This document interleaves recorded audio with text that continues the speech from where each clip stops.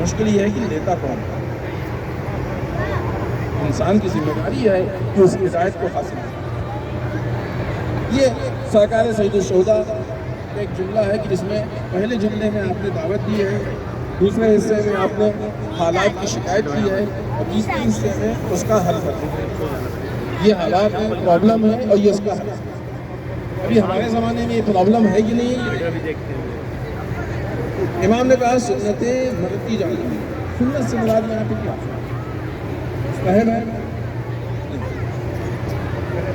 سنت کا ایک معنی استعمال ہوتا ہے وہ مستحب میں استعمال ہوتا ہے، اور ایک معنی جو سنت کا ہے کہ جو بہت سے لوگوں کے روایات ہے رسول نے بھی استعمال کیا ہے، وہ روش حیات طریقہ ہماری سنت مرتی جا رہی ہے، یعنی جو ہماری زندگی گزارنے کی رویہ ہے وہ ختم ہوتا جا رہا ہے، اسلام کا سسٹم ختم ہوتا جا رہا ہے۔ اس کے مقابلے میں سرکار سید الشہداء نے جس لفظ کو استعمال کیا وہ بدعت ہے۔ بدعت کسے کہتے ہیں؟ جو چیز اسلام میں نہیں تھی اور مذہب کے نام پہ اسلام میں داخل کر دی جائے اس کو بدعت کہتے ہیں۔ ابھی ہم کچھ تفصیل میں نہیں جانا ہے، لیکن آپ دیکھیں کہ ہر روز کچھ نہ کچھ مذہب کے نام پہ نیا دکھتا ہے۔ یہ وہ چیز ہے کہ جس کی سرکار سید الشہداء نے شکایت کی۔ سرکار سید الشہداء نے جس کی شکایت کی غلط ہو رہا ہے، یہ پسند نہیں ہے ہم کو، اچھا نہیں۔ ہماری سنت بڑھتی جا رہی ہے اور بدعتیں زندہ ہوتی جا رہی ہیں۔ ہم یہ چاہتے ہیں کہ سنتیں زندہ ہوں اور بدعتیں لہذا سرکار سید الشہداء کی جو روش ہے وہ روش سنتوں کی روش ہے بدعتوں کے مقابلے میں۔ واقع سرکار سید الشہداء جس راستے کی ہدایت کرنا چاہ رہے ہیں وہ اطاعت کا راستہ ہے۔ سرکار سید الشہداء کی اطاعت صرف سرکار سید الشہداء کی اطاعت نہیں ہے بلکہ اللہ کی اطاعت ہے۔ اور پھر ہم یہاں پہ یاد دلائیں گے ہم اس بین الحرمین میں بیٹھے ہیں کہ جہاں ایک طرف امام ہے تو دوسری طرف اس ذات کا نام ہے کہ جس کے ہاں کمال اطاعت پائی جاتی ہے۔ جناب عباس کی ساتھ جب آپ پڑھتے ہیں تو اس میں کیا پڑھتے ہیں انڈیا؟ مطیع للہ ولرسولہ۔ شرف تھا جناب عباس کا کہ اللہ اور رسول کے بہترین اطاعت گزار، ان کے جیسا کوئی اطاعت گزار نہیں۔ حضرت عباس کو جس صفت نے اس کمال پہ پہنچایا ہے، جس صفت نے اس مقام پہ پہنچایا ہے وہ صفت ان کی اطاعت ہے۔ لہٰذا اگر سرکار سید الشہداء سے اس تحریک کو لیں، اس سنت کو لیں، تو حضرت عباس سے اطاعت کرنے کے سلیقے کو لیں، اطاعت کرنے کے طریقے کو لیں۔ اتنی کمال اطاعت، ایک ہاتھ کٹ گیا لیکن اطاعت نہیں چھوڑی۔ اطاعت کی قیمت دینی پڑتی ہے، اطاعت کی قیمت دینی پڑتی ہے، امتحانات سے گزرنا پڑتا ہے۔ اتنا زیادہ بڑا اطاعت گزار وہ ہوتا ہے کہ جو جتنی بڑی قربانی کو دے کے اطاعت کرتا ہے۔ ہماری مشکل کیا ہوتی ہے؟ اطاعت چھوٹ جاتی ہے۔ سرکار سید الشہداء نے شکوہ کیا کہ الناس عبید الدنیا، لوگ دنیا کے غلام ہیں، ودین لائقون علی السنتہم، دین ان کی زبانوں سے چھپا ہوا، یعنی ہماری دین کی باتیں کہتے ہیں۔ یہودونہ ما دامت معاشہم للہ، اور جب تک ان کی نارمل زندگی والی زندگی چلتی رہتی ہے سب کچھ اللہ کے لیے۔ فَإِذَا مُحْرِسُ بِالْبَلَاءِ قَلَّتْ دَيَّانُونَ، اور امتحان کی منزل آتی ہے، آزمائش کی منزل آتی ہے، اس وقت دیندار کا ہونا ہے۔ کربلا میں سرکار سید الشہداء کے ساتھ جو آئے تھے دربار اس زمانے کے واقعی اطاعت گزار اور دیندار وہی لوگ تھے، کیونکہ اس امتحان کی منزل میں انہوں نے حسین ابن علی کو نہیں چھوڑا، اس مشکل اور بڑا مصیبت کی منزل میں انہوں نے حسین ابن علی کو نہیں چھوڑا۔ ہم لوگوں کی جو نارمل لائف ہوتی ہے، جو ہم لوگوں کی نارمل زندگی ہے، ذرا سا مشکل کا سامنا آیا، سب سے پہلے جو چیز چھوٹی ہے وہ دین۔ یہ سنت امام حسین نہیں ہے، یہ حضرت عباس کے اطاعت کی روش نہیں ہے۔ اس سرزمین سے ہم کیا فکر کیجیے، اسلام میں سب سے زیادہ دعوت فکر۔ آپ جائیں حتماً زیارت پڑھیں، آپ جائیں زلی کی زیارت کریں، آپ جائیں اندر جا کے نماز پڑھیں، آپ جائیں اندر جا کے دعائیں پڑھیں، بہت ساری معصورہ زیارتیں وہ بھی پڑھیں، سب پڑھیں۔ تھوڑا سا ٹائم اس کے لیے رکھیں کہ بیٹھ کے امام سے اپنے دل کی بات کریں. تھوڑا ٹائم اس لیے رکھیں کہ بیٹھ کے امام کی اس تحریک پہ فکر سوچیے. قرآن مجید کہتا ہے جو لوگ فکر نہیں کرتے، بسم اللہ الرحمن الرحیم، افلا یتدبرون، یہ لوگ فکر نہیں کرتے. تعجب کی بات ہے، یعنی تعجب سے پوچھتا کہ فکر نہیں کرتے. اللہ نے ان کو عقل دی ہے، دماغ دیا ہے، سب کچھ دیا ہے، فکر کرنے کے لیے فکر نہیں کر رہے ہیں. عجیب بات ہے. ایک آدمی کے پاس ایسے ہی موبائل موجود ہے اور اس کا وہ کہتا ہے کہ کیا کریں آپ کو کال نہیں کر سکتے. عجیب کیوں لیے ٹائم ہے؟ موبائل بھی ہے، سم بھی ہے، ایکٹیو بھی ہے، سب کچھ ہے، آپ ہم کال نہیں کر سکتے. کس کام کا ہی موبائل؟ موبائل کا کیا مسئلہ ہے اس کا؟ اسی طریقے سے اللہ نے عقل دی ہے سوچنے کے لیے، فکر کرنے کے لیے. فکر نہیں کرتے کس کام کی ہے؟ ایسا ایک ٹائم اس کے لیے رکھیں، بیٹھ کے حلم میں بین الحرمین میں بیٹھ کے امام سے گفتگو کریں، سوچیں امام کی تحریک کے بارے میں سوچیں، امام نے جو قدم اٹھایا ہے اس کے بارے میں سوچیں، امام نے جو حکم دیا ہے اس کے بارے میں سوچیں، امام نے ہم سے جو مانگا ہے اس کے بارے میں سوچیں. ایک چیز کی وضاحت کرتے چلے، کچھ چیزیں وہ ہیں جو امام نے ہم سے مانگی اور کچھ چیزیں وہ ہیں کہ جو ہم امام کو مجھ سے جو امام نے ہم سے مانگی ہے اس کو ہم کہہ سکتے ہیں کہ امام کا ہم سے مطالبہ ہے، اور جو ہم خود سے دیتے ہیں یہ ہماری پیشکش ہے. امام کا جو مطالبہ ہے وہ اللہ کے حکم اور امام کی عقل کے مطابق ہے، اور ہماری جو پیشکش ہے وہ ہماری عقل کے مطابق. کس کی عقل بڑی ہے؟ امام کی عقل بڑی ہے. تو وہ چیزیں زیادہ اہم ہے جو امام نے مانگی ہے یا وہ زیادہ اہم ہے جو ہماری پیشکش ہے؟ اولویت ان کو ہونی چاہیے جو امام نے ہم سے مانگی. ہمارے معاشرے میں اولویت ان کو ہوتی ہے جو ہماری پیشکش ہے. ہماری پیشکش اور امام کی ڈیمانڈ میں فرق ہے. پہلے امام کی ڈیمانڈ پوری کیجیے، پہلے امام کا مطالبہ پورا کیجیے، پھر اب اس کے بعد اپنی پیشکش کیجیے. ٹھیک ہے اگر وہ دائرے میں ہے اسلام کے اور شخصیت سے تو کوئی مشکل نہیں. آئیے اس بات کو آگے بڑھائیں جو ہم آپ کی خدمت میں پیش کر رہے تھے کہ سنت اور بدعت، سنت بڑھتی جا رہی ہے اور بدعتیں، سنت کم ہوتی جا رہی ہے، بدعتیں بڑھتی جا رہی ہیں. سنت وہ چیز ہے کہ جو امام کا مطالبہ ہے، جو امام کی ڈیمانڈ ہے. بدعت بعض اوقات وہ چیز ہو جاتی ہے جو ہماری پیشکش ہے. اگر وہ دین کے دائرے میں نہیں ہے، دین کے اندر نہیں ہے، اور ایک ایسی چیز ہے کہ جس کو ہم نے اپنی خوشی سے دین کے پلیٹ فارم پہ کیا اور بار بار کرتے ہیں تو آہستہ آہستہ دین کا حصہ بن جاتی ہے اور اس کے بعد وہ بدعت ہے. ہماری ذمہ داری یہ نہیں ہے کہ اپنی پیشکش یہاں پہ پھر جناب عباس کی اطاعت سے ہم درس لیں.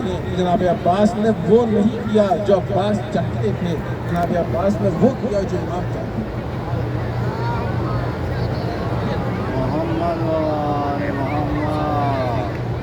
لہذا امام ہم سے کیا چاہتا ہے؟ یہاں پہ آنے کے بعد اگر ہمارا نفس نہیں تبدیل ہوا تو ہو سکتا ہے کہ جو آنے کے ظاہری فائدے ہیں وہ ہو جائیں، لیکن حقیقی فائدہ نہیں. یہاں پہ آ کے اپنے نفس کو اس اطاعت کی منزل میں لے کے آئیں. اب ہم وہ کریں گے جو ہمارا امام چاہتے ہیں. لہٰذا جب زندگی میں عمل کریں یہ سوچیں یہ اللہ کا حکم ہے کہ نہیں. یہاں پہ الگ سے بات بیچ میں کرتے چلیں. ہماری مشکل یہ ہے کہ بہت ساری چیزیں جو دین سے متعلق ہوتی ہیں وہ ہم تک پہنچتی نہیں اور ہم کو معلوم نہیں. اس کے لیے بہت سارے لوگ باتوں پورا موضوع ہے کہ اس میں تفصیل سے بات نہیں کریں گے، لیکن بنیادی چیز آپ کی خدمت میں عرض کرتے ہیں. اگر دو تین چیزوں کا خیال رکھیں تو آہستہ آہستہ مسائل حل ہوگا.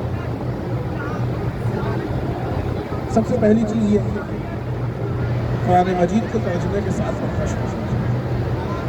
سرکار سید الشہداء نے شب عاشور کہا تھا انی احب تلاوت، ہم اللہ کے کتاب کی تلاوت کو پسند کرتے ہیں. شب عاشور کا جملہ یہاں سے عزیزان محترم ہماری پسند کی وہ حیثیت نہیں ہے جو امام کی پسند ہے۔ کربلا آنے کے بعد اپنی پسند کو چھوڑ دیں، امام کی پسند کو لیتے ہیں۔ قرآن مجید کی تلاوت اگر روزانہ نہیں کرتے ہیں تو کریں، حد اقل 10-5 آیتیں، لیکن ترجمے کے پھر مفہوم ہی نہیں معلوم آپ کو ہے کیا۔ احادیث اور روایات مثل نہج البلاغہ، صحیفہ سجادیہ، ترجمے کے ساتھ، حتیٰ جو زیارتیں آپ پڑھتے ہیں اندر تو ترجمہ پڑھ لیجیے۔ اربعین پڑھی، ترجمہ پڑھیے کہ آپ نے امام سے کیا کہا۔ زیارتوں میں امام سے وعدہ کرتے ہیں، قول و قرار ہوتا ہے، کیا وعدہ کیا ہمیں معلوم ہے؟ اگر وعدہ خلاف کی ہوگی تو نہیں ہوگا۔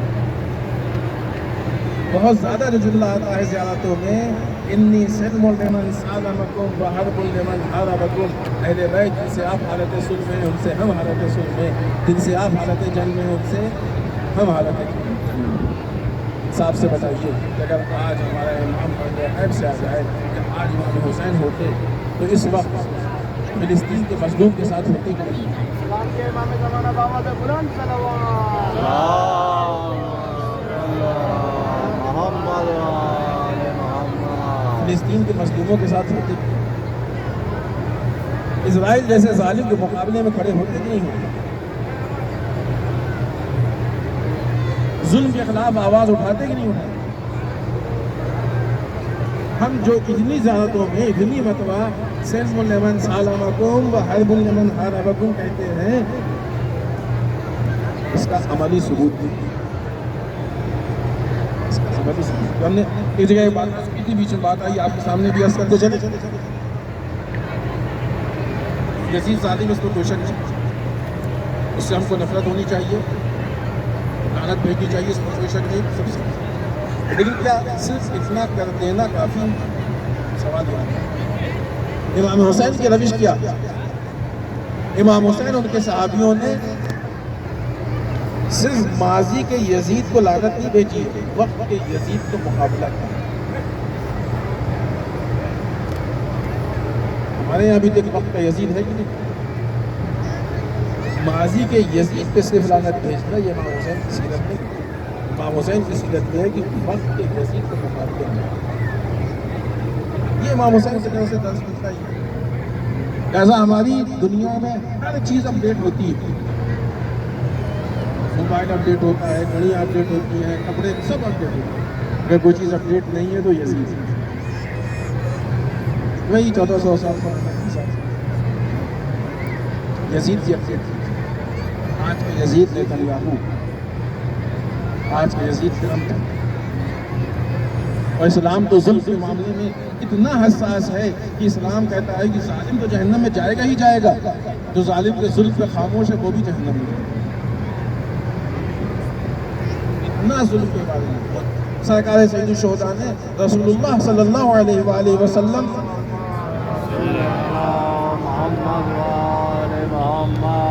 کے قول کو نقل کیا۔ ترجمہ اس میں آگے بڑھے، من رأى سلطانا جائرا، جس نے کسی ظالم حکمران کو دیکھا کہ جو مثلا دین میں تبدیلی کرتا ہو، عہد کو وغیرہ وغیرہ، اور اس کے بعد امام کہتے ہیں آخر میں رسول کی اس سے نقل کر کے کہ اگر یہ دیکھنے والا اپنے قول یا فعل کے ذریعے سے اس کے ظلم پہ اعتراض نہ کرے تو اللہ کو حق حاصل ہے کہ جہنم میں جہاں اس ظالم کو بھیجے گا وہیں یہ خاموش رہنے والا بنے گا۔ نیتنیاہو کے ظلم پہ چپ رہنے کا مطلب یہ ہے کہ جہنم میں بالکل کے ساتھ ٹرمپ کے ظلم پہ چپ رہنے کا مطلب یہ ہے کہ جہنم میں ٹرمپ کے رسول کی فیس ہے۔ ایسا نہیں ہے، بہت سارے بات واضح ہے، بہت ساری سیرت سے واضح ہے، بہت سارے واقعات اور بہت ساری حدیثیں ہیں، بہت ساری چیزیں ہمارے ساتھ۔ لہذا جہاں پہ ایک تحریک ہے، جہاں پہ ایک نفس پہ تبدیلی ہے، وہاں یہ بھی ضروری ہے کہ ہم یزید کو پہچانیں، اور یزید کو پہچانیں اور اس یزید کو پہچانیں۔ ٹھیک ہے کہ مقابلہ بنانے کا مطلب ضروری نہیں ہے کہ انسان تلوار لے کے آ جائے، بندوق تو ہمارے سوشل میڈیا سے، زبان سے، کردار سے، بات چیت سے جیسا بھی ہو سکے اظہار کریں، قانونی دائرے کے اندر میں رہ کے جتنا بھی ممکن ہو لبیک یا حسین لبیک یا حسین لبیک یا حسین لبیک یا مہدی لبیک یا مہدی نعرہ حیدری نعرہ صلوات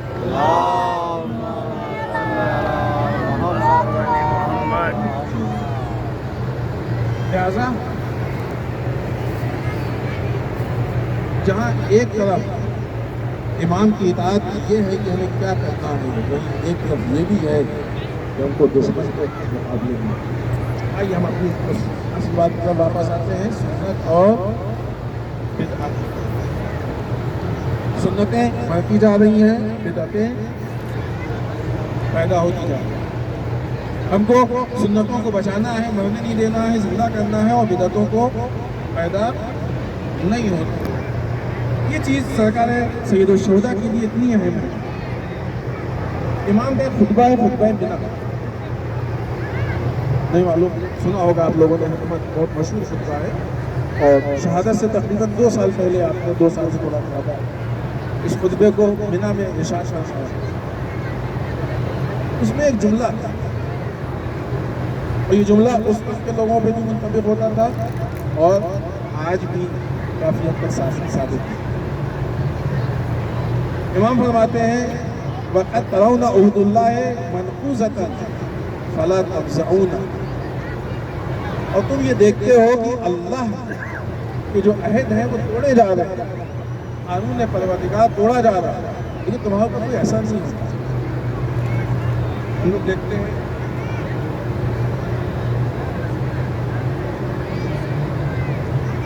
ہم لوگ یہ دیکھتے ہیں کہ قانون پروردگار ٹوٹا جا رہا ہے، اور ہم اس کے اوپر ذرا بھی دیا کہ نہیں کرتے ہیں۔ وَأَنْتُمْ لِبَعْضِ ذِمَمِ آبَائِكُمْ تَفْزَعُونَ ذِمَّةٌ رسول اللہ مغفورا و مغفورا، اور تمہارے باپ دادا کی جو سنتیں ہیں جب وہ ٹوٹتی ہے تو پریشان ہوتا ہے، جبکہ اس کے مقابلے میں سنت رسول محفوظ ہو جاتی ہے اور خراب ہو جاتی ہے۔ یہ وہ حالات ہیں کہ جن حالات کو امام حسین نے ذکر کیا۔ یہاں پہ ہم آپ کی زحمت کو تمام کر رہے ہیں۔ اگر انسان اپنی مزاج میں یہ روش پیدا کر لے، بلکہ یوں کہا جائے کہ جتنی فکر ہم کو باپ دادا کے دین کی اتنی الہی دین کی نہیں، جتنی اپنے رسومات کی اتنی اللہ کے دین کی نہیں، جتنی فکر اپنے کلچر کی اتنی اللہ کے دین کی نہیں۔ لہٰذا اب وہ جملہ کہیں گے کہ اگر مزاج ایسا بنا لیں کہ ہم کو جہاں بھی اللہ کا دین ٹوٹتا ہوا دکھائی دے گا ہم خاموش نہیں، یہ اس سرزمین کی تاثیر ہے۔ اس سرزمین پہ وہ لوگ نہیں آئے تھے کہ جو خرابیوں کو دیکھ کے خاموش بیٹھ سکتے، اس زمین پہ وہ آئے تھے کہ جو خرابیوں کو دیکھ کے خاموش نہیں بیٹھ سکتے۔ اللہ نے اس سرزمین تک ہم کو بھیج تو دیا ہے، اب ہم کوشش یہ کریں کہ اس سرزمین والوں جیسے بنیں،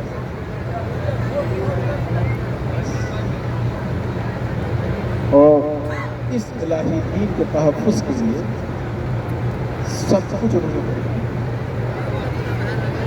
سب کچھ ہوتا ہے۔ ایک طرف امام حسین سرکار سید الشہداء کا نام ہے، ایک طرف حضرت ابوالفضل عباس۔ حسین نے اس دین الہی کے لیے عباس جیسی ذات کو قربان کر دیا۔ عباس کو بڑی تمنا تھی اور بڑی خواہش تھی کہ حسین کی نصرت کرے، حسین کی نصرت کے لیے جا کے جنگ کرے، لیکن ہمارے اطاعت یہ ہے کہ جب بھی اجازت دینے آتے ہیں ان حسین اجازت کرتے ہیں۔ آخر میں کہا کہ بھیا عباس ان بچوں کے لیے پانی کا انتظام کرتے ہیں۔ اسے ایک فتویٰ حسین نے حکم دیا، عباس کا مشکیزے کو لیا، علم سے منسلک کیا اور علم کو لے کے نہر فرات کی طرف کھا گئے۔ روایت میں ہے کہ ہزاروں فوجیوں کا مجمع ہے، اور ایک بار کی تیروں کی بارش ہوئی. جب تیروں کی بارش ہوئی تو نہیں معلوم کہ وہ تیر کتنے کہاں کہاں کیسے لگے، لیکن ایک روایت بتاتی ہے کہ جب یہ لٹا ہوا سامان یزید کی دربار میں پہنچا اور یزید کے سامنے اس علم کو پیش کیا گیا، تو روایت میں ہے کہ اس علم کو دیکھ کے یزید بے چین ہو گیا اور اس نے پوچھا کہ یہ علم کربلا میں کس کے ہاتھ میں؟ کسی نے کہا کیوں یزید کیا ہوا؟ کہا نہیں دیکھتے ہو پورے علم پہ تیروں کے چھید ہیں سوائے اس جگہ کے جہاں علمدار کا ہاتھ ہوتا. اور آپ تصور کیجئے کہ عباس کے ہاتھ پہ کتنے تیر پڑے ہوں گے، لیکن ذرا سا بھی علم پہ پکڑ ڈھیلی نہیں ہونے پائی. عزیزان محترم، عباس کے جسم پہ جو بازو پہ زخم لگے، جو آنکھ پہ زخم لگی، وہ تو بہت عظیم و بہت بڑا، لیکن اس سے پہلے بہت سارے ایسے زخم لگے کہ جو زخم اتنے آسان نہیں ہوتے ہیں، لیکن عباس نے اس کو بہت آسانی سے برداشت کیا. عزیزوں، تیروں کی بارش سے عباس بڑھتے جا رہے ہیں. ایک مرتبہ نہر تک پہنچے اور جا کے نہر میں مشکیزے کو پھر کیا، واپس لوٹ رہے ہیں. ابھی عباس تھوڑی ہی دور پہنچے تھے، کسی شخص نے چھپ کے ایک ایسا حملہ کیا، غازی کا ایک ہاتھ قلم ہو گیا. لیکن یہ ہاتھ کا کٹنا مقصد کو حاصل کرنے سے نہیں روک سکتا. عباس مشکیزے کو لے کے خیمے کی طرف تیزی سے بڑھ رہے ہیں کہ کسی طریقے سے پانی خیمے تک پہنچ جائے، ہمارے آقا کا حکم ہے، اور آگے بڑھے. دوسرا ہاتھ بھی قلم ہو گیا، لیکن ابھی بھی عباس نہیں رکے. ابھی اشقیاء کو احساس ہو گیا کہ جب تک مشکیزے میں پانی ہے کوئی عباس کو روک نہیں سکتا. ایک ایسا تیر آیا کہ جس نے مشکیزے کو چھید دیا، پانی بہنے لگا، عباس کی امیدیں بہنے لگی. عزیزان محترم، اسی اثنا میں کسی نے ایک ایسا تیر مارا کہ جو آ کے عباس کی آنکھ میں پیوست ہو گیا. ابھی آپ کی آنکھ میں کوئی چھوٹا سا تنکا یا سنگریزہ گیا ہو تو احساس کیجئے کہ کتنی تکلیف ہوتی ہے، اور جیسے ہی تکلیف ہوتی ہے فوراً ہاتھ اٹھ کے آنکھ تک جاتا ہے کہ اس سنگریزے کو نکالیں، اس تنکوں کو نکالیں. آئے عباس کے آنکھ میں پورا تیر پیوست تھا، جسم پہ ہاتھ نہیں تھا کہ اس تیر کو نکال دے. ایک مرتبہ اپنے سر کو نیچے کیا، دونوں زانوں کو بلند کیا، چاہتے یہ تھے کہ پیروں کے بیچ میں دبا کے تیر کو نکالے. کسی نے ایک ایسا گل سر پہ مارا کہ عباس گھوڑے پہ سنبھل نہ سکا. عزیزان محترم، شاید عباس کی مصیبتوں میں بہت سخت مصیبت تھی کہ جب عباس گھوڑے سے زمین پہ آئے، اس لیے کہ جسم پہ ہاتھ نہیں تھے. گرنے والا ہاتھوں کا سہارا لیتا ہے، عباس کی جسم پہ ہاتھ نہیں کیسے سہارا لیتے؟ آنکھ میں تیر پیوست ہے. عباس گھوڑے سے اسی ہاتھ میں زمین پہ آئے، آواز دی ہے میرے آقا ہمارا آخری سلام قبول. آخری جملہ اور آپ کی زحمت تمام. عزیزوں، حسین عباس کے سراہانے پہنچے، عباس کے سر کو اپنے زانوں پہ رکھا. کیا دیکھا کہ عباس کی آنکھوں سے آنسو بہ رہا ہے. کہ بھیا کیوں رو رہے ہو؟ کس بات کا گریہ ہے؟ کہا تھا کیوں نہ روئے، ابھی ہمارا سر آپ کے زانوں پہ ہے. اے میرے مولا، تھوڑی دیر کے بعد آپ گھوڑے سے زمین پہ آئیں گے. آپ کے سر کو اپنے زانوں پہ کون رکھے گا؟ آپ کے بالوں کو کون صاف کرے گا؟ آپ کے چہرے سے گرد کو کون ہٹائے گا؟ انا للہ